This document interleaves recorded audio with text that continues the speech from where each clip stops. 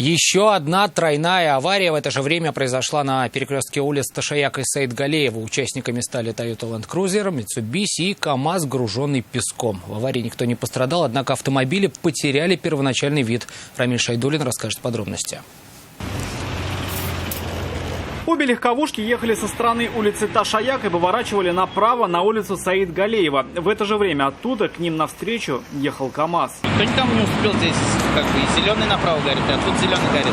Просто пошире круг взяли, вот он и задел.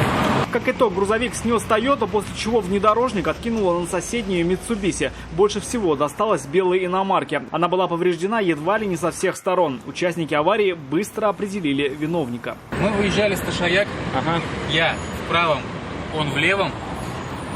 Он не обратил внимания на то, что я ехал на КАМАЗе. На улицу, что там поток продолжал двигаться.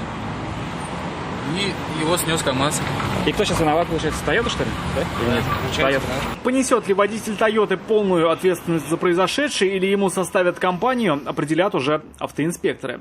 Рамиль Шайдуллин, Айрат Назипов, Наиль Абдуллин. Вызов 112. Мы делаем вам вызов. Смотрите одну из самых рейтинговых программ о происшествиях в Татарстане на нашем сайте tnv.ru.